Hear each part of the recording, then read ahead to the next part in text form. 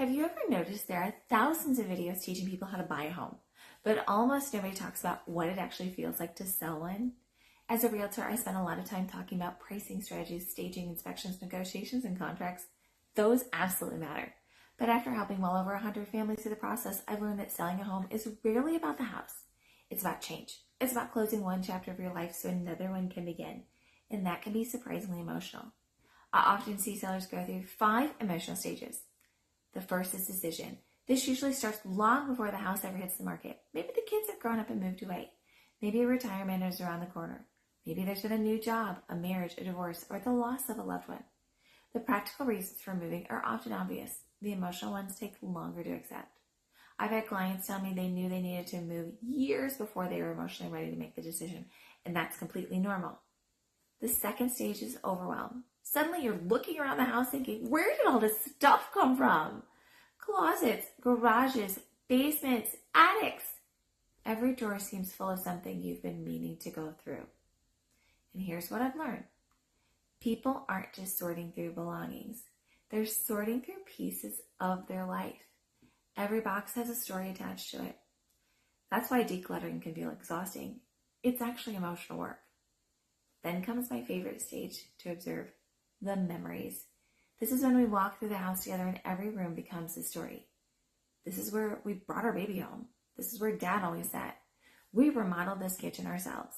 We celebrated every Christmas in this dining room. To everyone else, it's a bedroom, it's a kitchen, it's a family room. But to the homeowner, it's a scrapbook. And that's one of the hardest parts about selling, because buyers don't see memories. They see possibilities of their own. Neither perspective is wrong. They're just simply different. The fourth stage is acceptance.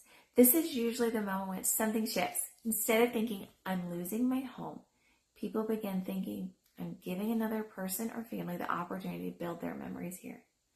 That perspective changes everything. Homes aren't meant to stay frozen in time. They're meant to continue serving families through different seasons of life. And finally, there's excitement. Maybe it's a smaller home with less maintenance. Maybe it's finally moving closer to the grandchildren. Maybe it's your dream property. Maybe it's simply a fresh start. Whatever the reason, there comes a point where people stop looking backward and start to look forward. That's one of my favorite moments to witness. If there's one thing I hope every seller hears from this, it's this. Your home's value isn't measured only by square footage and comparable sales. Its market value is determined by what a buyer is willing to pay for it.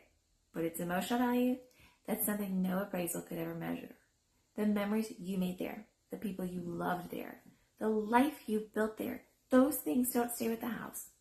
They stay with you. And maybe that's why I love what I do. Yes, I help people buy and sell real estate, but more importantly, I get to help people navigate one of life's biggest transitions with confidence, compassion, and hope. Because in the end, we're not just selling houses. We're helping people move into the next chapter. I'm Nikki Davis with FC Tucker Emke. Thanks for joining me on our first conversation on the psychology of real estate.